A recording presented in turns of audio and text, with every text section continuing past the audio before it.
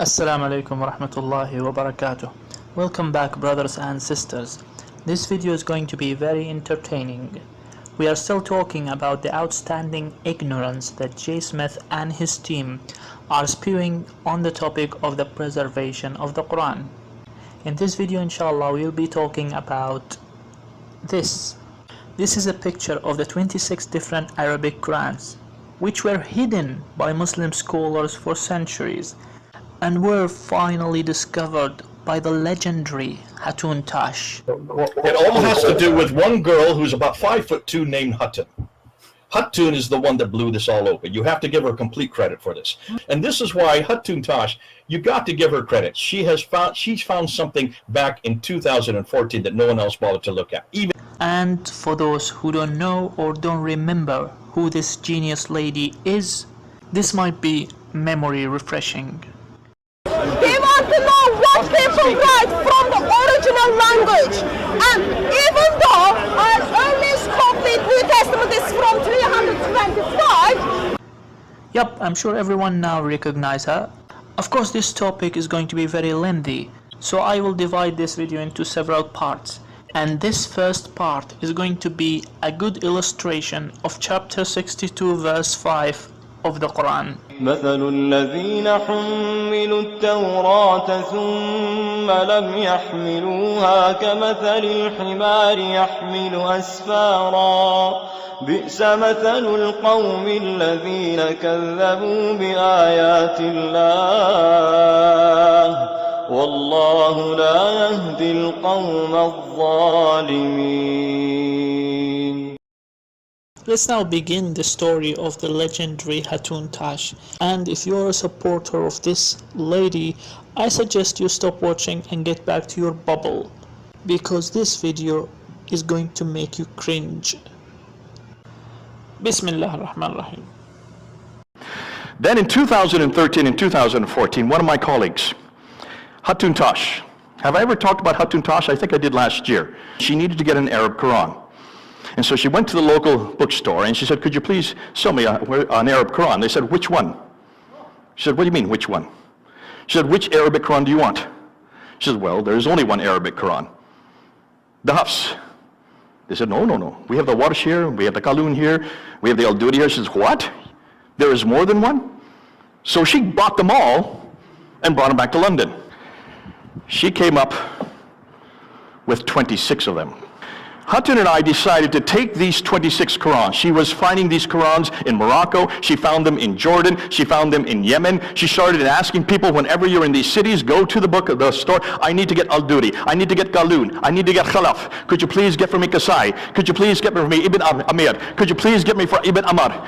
Now these names mean nothing to you, but there are 30 of these Qurans, 30, not one, not two, 30 official Qurans today. And we have 26 of them. Look what happened when we put this up. Go ahead and run the video, Abby. There is only one Quran, right? And that every Quran in the world is the same. That's what you've been told. You have been told a lie. Okay, so there are two Qurans today, right? Two. More than two Qurans. More than two? Three Qurans? More than three? Four Qurans? There are approximately 26 of the Qurans. 26 different Qurans.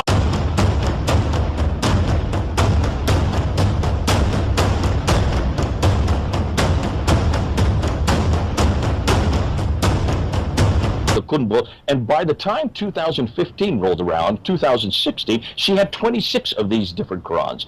We introduced in 2016, when I was there at Speaker's Corner with Hatun. Hatun and I, at that time, Hatun only had 26 of these Qurans. Only. And Hatun, you have what, 37 already in your possession? Yeah, I've got 37. So she's got another 70 beyond that. City of Qurans. We're up to 37 that we have collected, or I should say that Hatun has collected, and brought them to London, and that's why she's up to 37 now. I have 26 there, and then in this one here, these are 34. This is the last picture I took with her. These are 34. Oh, got it upside down. These are 34 that she has now. I've just been told she's up 3 more, so she's up to 37 of these different Qiraat, these different ahruf, which got all. Now, I think Hatun has about 37 that she has collected, 37 different Arabic Qurans. At that time, we only had 26. But in when Hatun Tash, who went around and collected all these Qurans from many different countries, we held them up at Speaker's Corner. We had held 26 of them up. In 2016, so we're talking about 4 years ago, she had only 26 Qurans. She is up to 37 now. But I want to show you Hatun Tash's 26. These are the 26 she had back in 2016 when we introduced them. These are the 26 we introduced to the world. Now take a look at them. I'm going to put them up one at a time. So there you can see Al-Susi. There you can see Abi Jafar. You can see Yaqub over there. Here you can see Duri Ibn Amr al-Basra from this family of Kasai. Ibn Amr. There you can see Khalaf al-Ashar from the Al-Durai way. You can see there Al-Layth Ibn Khalid. And there's Warsh, one of the Warshes, Al-Zaraq way. Over here's another Warsh from Al-Asbahani way. And then we get Ibn Jamaz, followed by Duri, Ibn Amr, Al-Ala. And then you have the Khalaf, Al-Shatabaya way. And underneath that you have Al-Kasai. Al-Kasai, who is one of the readers. And over here you have Shoba, who is one of the transmitters. Over here you have Al-Imam Abd-Allah Ibn Al-Kathir Al-Makr from Bazi, and over then on this side Hisham Ibn Amr Al-Bazi, again Khalaf over here, and then Shoba from Ibn Abi, Al-Iman Ibn Amir Al-Damask from Damascus, and Khalun Al-Shamiyya Ibn Kathir, he is one of the readers. Warish again, Rao, another transmitter, Shoba, and finally Kalun, one of the transmitters. So those are the 26 that Hatun Tash has in her library. These are the 26 we held up at Speaker's Corner and caused such a few. As you know, I don't have a scintilla of trust in anything these Christian polemicists say. So I have to fact check them each time they make a claim. Let's start looking into these books one by one. Let's begin with number 5. Jay and Hatun called this Ibn Amr Quran, which is wrong. This is actually Hafs from Asim. As you can see, there are two titles to this Mus'haf. On top, it is written Riwayat Hafs and Asim. In the title at the bottom, it is written the reading of Ibn Amr is on the margin. So this is actually Hafs and Asim. Ibn Amr is just on the margins. Now remember, whenever we say Ibn Amr reading, we are talking about the reading that was transmitted by his two students, Hisham and Ibn Dakawan. So whenever you read Ibn Amr on any Mus'haf, it is actually Hisham and Ibn Dakawan. You can never have an Ibn Amr reading which is not transmitted by Hisham or by Ibn Dakawan. So on the pages of the Quran you have the riwayah of Hafs. You will find the variants of Ibn Amr on the margin. Sometimes you will find the name Hisham attributed to the variant, and sometimes you will find the name Ibn Dakawan. And when Ibn Dakawan and Hisham both agree with each other, you will find both Hisham and Ibn Dakawan. Now let's, for argument's sake, agree with Jay that this is Ibn Amr reading, which means it is Hisham and Ibn Dakawan. Okay, let's carry on. According to Jay and Hatun, this is Hisham ibn Ammar, which is true. It is, as the title says, the riwayah of Hisham. But on the margin, we have also the riwayah of Ibn Dakawan. So this Mus'haf is actually the riwayah of Hisham, and on the margin, Ibn Dakawan. And as we said earlier, whenever you have Hisham and Ibn Dakawan, it means you have the reading of Ibn Amr. Let's go to the next one. This is number 20. Jay called this Ibn Amr reading. And again, it's true. This is Ibn Amr reading. But it is also written that this is the riwayah of Hisham. And on the margin, we have the riwayah of Ibn Dakawan. So again, the same thing. This is Ibn Amr reading, transmitted by his students Hisham and Ibn Dakawan. In other words, number 5, number 16, and number 20 are all the same thing. Ibn Amr, which is Hisham plus Ibn Dakawan. They are not three different Qur'ans. Just because the color of the cover is different doesn't make them different Qur'ans. Let's move to the next one. Jay and Hatun call this the Qira'ah of Yaqub, which is again wrong. This is the same problem. This is Hafs and Asim. Yaqub is on the margin. You can read the top title up there. It says Hafs, Riwayah Hafs. And the title at the bottom says again, the reading of Yaqub is on the margin. But never mind, we will assume for argument's sake that this is Yaqub. When we say Yaqub, we are referring to his reading, which was transmitted by his two students, Ruwais and Rawh. So if you have Ruwais and Rawh, that means this is the reading of Yaqub. And when we check inside the pages of this Mus'haf, you can see that Rawh and Ruwais do exist on the margin. Sometimes you'll find Rawh, sometimes you'll find Ruwais, and when they both agree, you'll have both Rawh and Ruwais. Let's go to the next one. Number 24. Jay called this Rawh, but the title says this is the riwayah of Rawh, and on the margin we have the riwayah of Ruwais. Both are from Yaqub. And when we have both Ruwais and Rawh, it means we have the reading of Yaqub. So this is again nothing more than Yaqub with his two transmitters, Ruwais and Rawh, which means again these two are the same thing. Number 3 and number 24 are the same. They are not two different Qur'ans. They are the reading of Yaqub, which includes the transmission of Ruwais and the transmission of Rawh. This mistake happens because both Jay and Hatun and their teams are a bunch of ignorant people, and they didn't even open the Mus'haf they are carrying in their hand. If they opened these Masahifs and looked into it, they would realize that this is Hafs, and on the margin we have Ruwais and Rawh, while this one is Ruwais and Rawh. Let's move to number 2. The same mistake repeated. Jay and Hatun call this Abu Ja'far reading. This is Hafs and Asim. Abu Ja'far is again on the margin. Now to clarify, whenever we say Abu Ja'far, we are referring to either Ibn Jammaz or Ibn Wardan or both of them.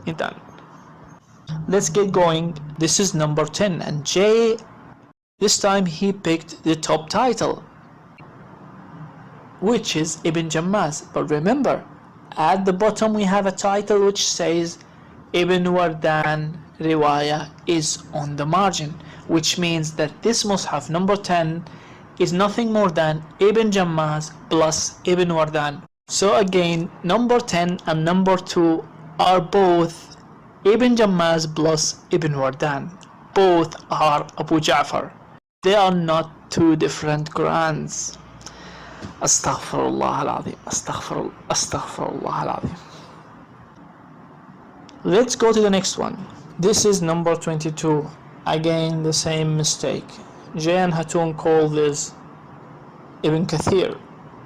And this is not Ibn Kathir, this is Hafs and Asim. You can read the top title there. It's Hafs and Asim. And at the bottom, it's written, Ibn Kathir reading on the margin. And to make it clear again, when we say Ibn Kathir, we are talking about his two transmitters, Bazi and Qumbul. You can never have the reading of Ibn Kathir without having either Al-Bazi or Qumbul or both.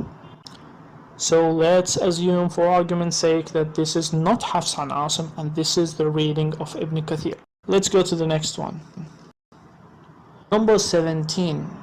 Jay and Hatun call this Bazi, which is true.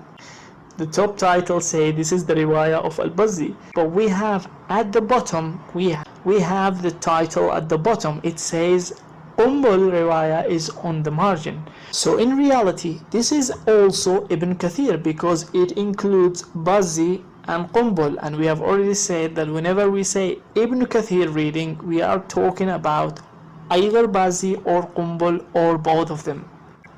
and this book includes both of them. What is really interesting is that in this mushaf they used the top title. As you can see, top title says Riwayat Bazi, but in the previous mushafs, whenever we have Hafs and Asim, they would use the title at the bottom. Ignorance or deception or both of them. Anyways, let's go to the next one. This is number 15, and the title says The Reading of Ibn Kathir. Shatibiyawi. The Reading of Ibn Kathir. Riwaya Qumbul. And Al-Bazi is on the margin. So in the previous one, it was the Riwaya of Bazi and Qumbul is on the margin. In this one, it is the Riwaya of Qumbul and Al-Bazi is on the margin. In both cases, it is the same Ibn Kathir reading, because we cannot have Ibn Kathir unless we have the transmission of his students, Bazi and Qumbul. If someone says to you, I have a Mus'haf of Ibn Kathir, which is neither Al-Bazi or Qumbul, you can look him in the eye and say, you are a liar. So again, number 22, number 17, and number 15 are not three different Qur'ans. They are the same thing. It's just that you can't read and you can't understand, and you've never opened these mushafs. You just kept them in the shelves and took pictures of them and took them to Speaker's Corner. Let's go to the next one. This is number 1. They call this a Susi. Now they ignore the title at the top and they go for the title at the bottom. You see, the title at the top says this is Hafs. The title at the bottom says Susi is on the margin. Now what is Susi? Susi is one of the transmitter of Abu Amr al-Basri. Let's go to the next one. So this is number 4. Jay and Hatun call this is very interesting, they call this Ad-Duri Abu Amr al-Ala Abu Amr al-Basri in brackets Al-Kisai. I have no idea what this is supposed to mean. There is a confusion here because Ad-Duri is a transmitter and he transmitted the reading of Al-Kisai and the reading of Abu Amr. This mushaf is Ad-Duri from Abu Amr. There was no need to mention Al-Kisai because this mushaf has nothing to do with Kisai. But it's the ignorance that keeps showing again and again. This is Hafs and Asim, and on the margin we have Ad-Duri. Okay, so the previous one was Hafs and Asim, and on the margin we have a Susi, and this one is Hafs and Asim, and on the margin we have Ad-Duri. So both As-Susi and Ad-Duri will give us the reading of Abu Amr. Next one is number 11. Jay called this Ad-Duri. This time Jay will pick the title at the top, which says this is the riwayah of Ad-Duri. But we have another title at the bottom which says the riwayah of Susi is on the margin. So this one is both Susi and Duri, which means 1 Susi and 4 Duri both give us 11, which is both Duri and Susi. That is the reading of Abu Amr. Now someone might ask, is there a difference between Duri and Susi? Yes, there are variants between Susi and Duri, but these variants are minor and they are not even related to different words at all. It's all about different accents. I'm talking about Duri and Susi. There are pronunciational differences between the two. These are the main differences between Susi and Duri. Not a single word there has any change in meaning at all. Of course, there are many other variants between Duri and Susi, but these variants do not change the meaning of the words. They are the same, but just how you pronounce the word. Very, very minor differences. To call them different Qur'ans is beyond ridiculous. All these three are the same. They are not different Qur'ans. Next one is this. This is number 7. Jay and Hatun call this Al-Layth. and the title says Riwayat al-Layth ibn Khalid, and on the margin the riwayah of Duri from Kisai. So this mushaf is actually al-Kisai, because al-Kisai is both al-Layth and ad-Duri, and this mushaf includes al-Layth and includes ad-Duri. Next one, number 13. Number 13 is, as the title says, the reading of Kisai from Shatibiyah, a riwayah of Abi al-Harith, and on the margin we have ad-Duri. So this one is al-Kisai and his two students, Abi al-Harith and ad-Duri. I think there's a bit of a problem here. If you remember, I told you that each reader will have two transmitters. But in this one, it looks like we have more than two transmitters. We have ad-Duri, Abi al-Harith, and al-Layth. It seems like J. Smith and Hatun are right on this, because as you see, we have different transmitters, al-Layth and Abi al-Harith, right? Well, no, wrong again, because al-Layth and Abi al-Harith are the same person. Yes, al-Layth and Abi al-Harith are the same person. Let's go and check inside the Mus'haf, number 7. We'll find in this page a description of the Mus'haf, and in this description it says this Mus'haf was written by al-Layth ibn Abi al-Harith. So sorry about that. These two Mus'hafs are the same thing. Both are al-Kisai with his two transmitters, Abi al-Harith and ad-Duri. But hold on a minute. I can see that on number 13 it is written a Shatibiyah way. On number 7, on the other hand, there is no such word. So maybe this is the difference. 13 is al-Kisai, Shatibiyah. 7 is just al-Kisai, no Shatibiyah. Right? Well, sorry, wrong again. Because if we looked inside the Mus'haf, we will find this. Here it says that this Mus'haf is written according to Shatibiyah way. So I'm sorry, I'm trying to help you. I'm trying to find at least one correct thing that you have said. Let's go to the next one. Now we'll go to number 18. So this is the reading of Hamza. The transmitter is Khalaf. At the bottom it says Riwayat Khalad on the margin. Khalad is the other transmitter of Hamza. So this one is both Khalaf and Khalad, which means this is Hamza, the reading of Hamza. Let's go to the next one. Number 12. Number 12 is Riwayat Khalaf from Hamza, Shatibiyah way. So this is Khalaf from Hamza. The previous one was both Khalaf and Khalad. So both number 12 and number 18 are the reading of Hamza. The difference is number 12 only include Khalaf, while number 18 include both Khalaf and Khalad. And Hamza reading is both Khalaf and Khalad. Now the question is there any difference in words, in meanings between Khalaf, the riwayah of Khalaf, and the riwayah of Khalad? And the answer is no. These are the main differences between Khalaf and Khalad. Not a single one of them changes the meaning of the word. Not a single one.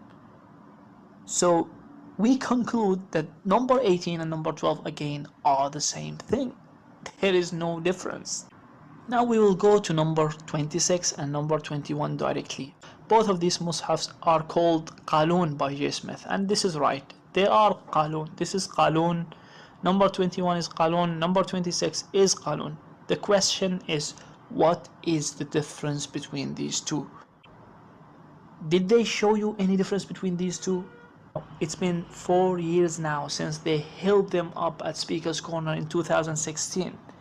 And so far they have not yet told us what is the difference between this Qalun and the other Qalun. What's the difference other than the color of the cover? Let's go to the next one. Number 23, number 9, number 8, all are Warsh. Now, to make it clear, there is a difference between Warsh from Al-Azraq way and Warsh from Al-Asbahani way. Huge pronunciational differences between both of them. But my question is, what is the difference between words? I want to see words that are different from this warsh and this warsh. You just showed me 3 different Qur'ans and you didn't even explain what is the difference between Asbahani, what's the difference between Al-Azraq. I have a right, your followers have a right to know what are the differences. Why didn't you show them? What have you been doing all these years? You found about them 4 years ago. You just held them up and said, oh, I have, 3 different warsh. What's the difference other than the color of the cover?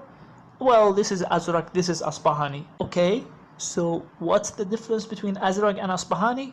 No answer. Also, number 23, it's not mentioned whether this is Asbahani or Azraq.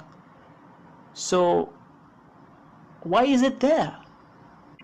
It could be any one of them, right? I mean, why is it there? So I don't understand. Some imbeciles think that the only thing they need to do in order to prove variance in the Quran is to show some, different colorful Qurans. That way you'll prove that there are many versions of the Quran and that the Quran is not preserved. So this is Warsh, and we have seen Qalun. Now we are going to see both Qalun and Warsh. And I would like to ask them again to show me the difference between Warsh and Qalun. What's the difference? I have the main differences between Warsh and Qalun. I'm gonna show it to you. These are the ones. Okay? These are the differences between Warsh and Qalun. None of them changes the meaning. None of them. Not a single one of them changes the meaning. There's only the 5th one from top, which is La Ta'du. In this case, the difference is absolutely minor.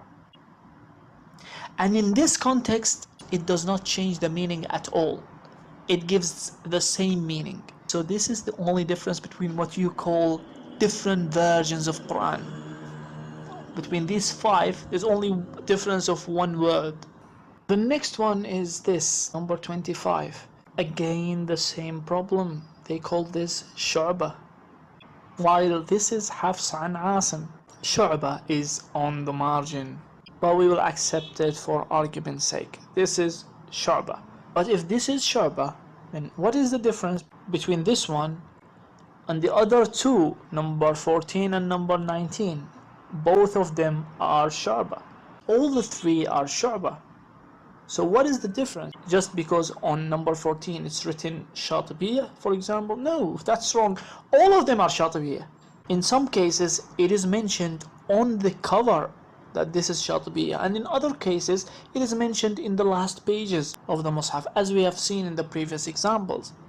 And that's it, brothers and sisters. We come to the end of this. It's been very interesting, and we have seen a lot of I don't know how to describe it.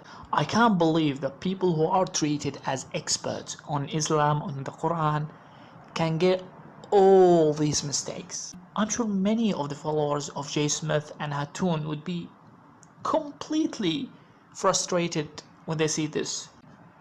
I mean, you cannot even get one thing correct. And once more, I would like to address the followers of J. Smith. Please, you are better than this. You are much better and you are more intelligent than this. I'm sure many of you have used this argument of the 26 different Qur'ans and now 37 different Qur'ans. You've seen it now yourself.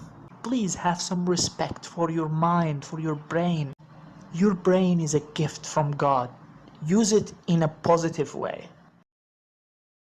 Don't just accept anything without fact-checking. And I have got to tell you, sometimes people think that I need to do a lot of efforts to find these things and to expose the lies of J. Smith and Hatun. I don't need that. All I'm doing is fact-checking them. I just take the claim and I go and fact-check it, and I find that they are not telling the truth. You can do this as well. Every single one of you can do this. My suggestion and my advice is, do not take anything blindly. Anyways, that's the end of this video. Thank you very much for watching. Wassalamu alaikum warahmatullahi